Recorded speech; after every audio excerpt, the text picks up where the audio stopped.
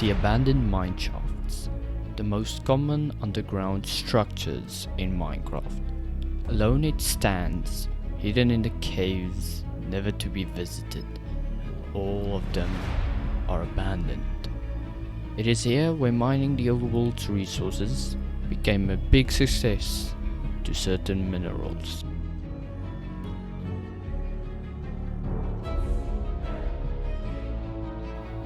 But why is it empty?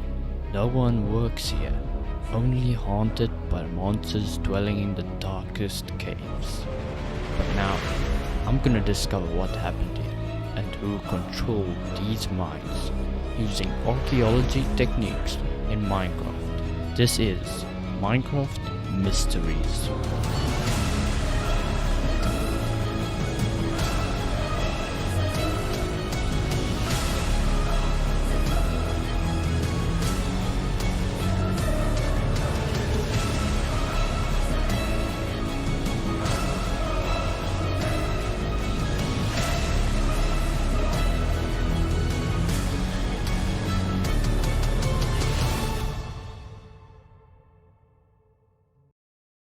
Before we can jump right into it, we have to first learn about the backstory and lifestyle of these structures.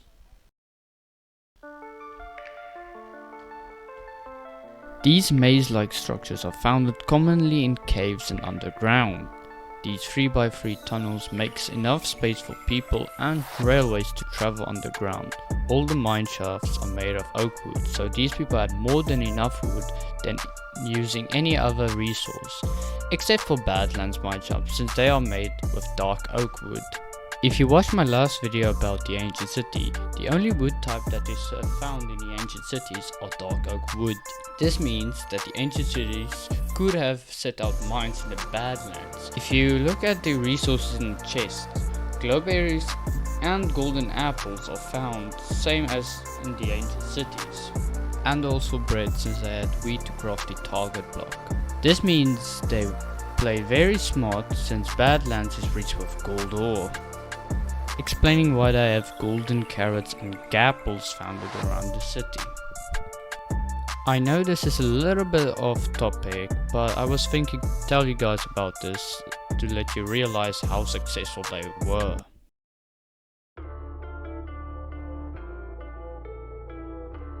Working in the mines is one of the best ways to get most of all the resources you need, but it is also very risky.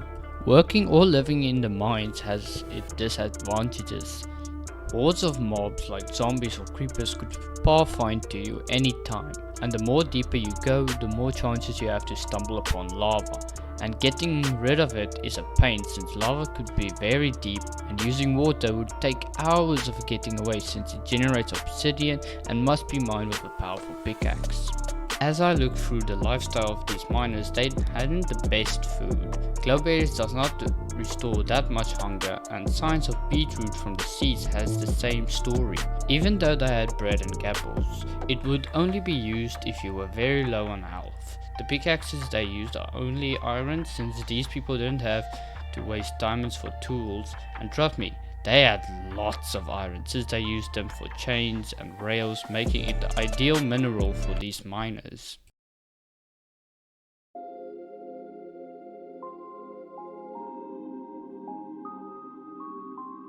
When mining resources, it must be used by someone. As we look at the builds on the loads amount of wood in the mines, we can find out who the miners are working for by looking at the build style and resources they mined out.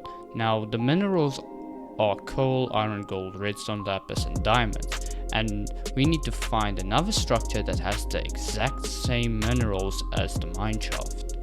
Now, I also thought it would be the shipwrecks, but unfortunately no, these shipwrecks were very close, but it didn't have redstone. It would be weird mining redstone and then not ship it or use it. So I did more research and I couldn't find any, but later it struck me, what if it was not used for crafting? What if it was used for trading? So I looked through the villager trade system and finally found it. Coal, iron and diamonds from the blacksmith, lapis, gold and redstone from the clerics. And even their small houses are a 3x3 the inside, and the plains villagers' houses are commonly built out of oak wood. A perfect match. This opens the story that the miners were working for the villagers, or could be villagers. If it was, please explain to me how you guys used a pickaxe.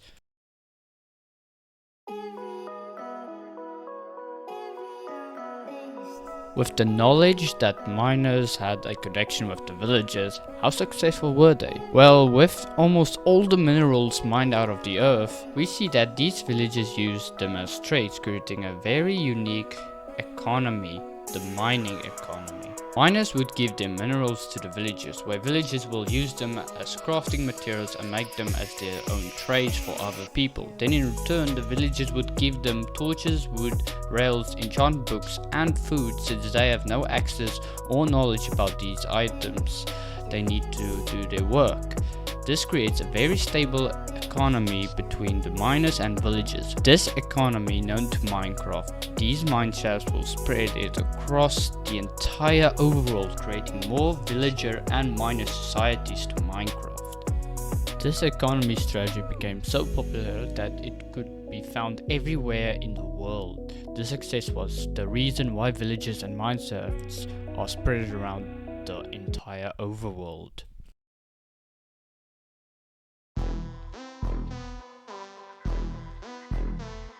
As I said, these miners had no knowledge to crafting, since they worked day and night mining resources out of the ground. Their knowledge would be the same as the average Minecraft player, only know dangers in the mines and the different block types that you can find.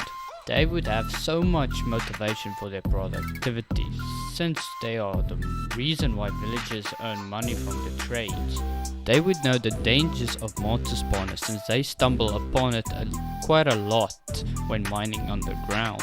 And their redstone for transport is also quite smart for delivering minerals and players. Miners could have a little bit of sport dueling against the monsters from the spawners for a bit of fun, to bring their motivation in place.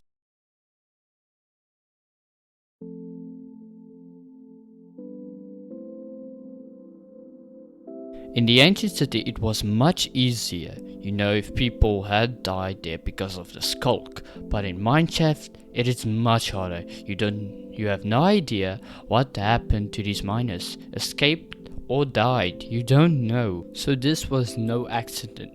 The best case scenario is that a person placed it there. I know this sounds similar to the ancient city video, but there is no other way how the spawners came there. But what we do know is that this happened to all the mineshaft, and it was attacked by the same enemy, the cave spiders. Explaining the cobwebs around the mineshaft, they're poisonous and small, that makes them a harder enemy to defeat. And that's why the mineshafts are abandoned. When this happened to all the mineshafts, it was an economical breakdown like the Big Depression in 1929. The villagers left the idea and moved to surviving on their own, farming.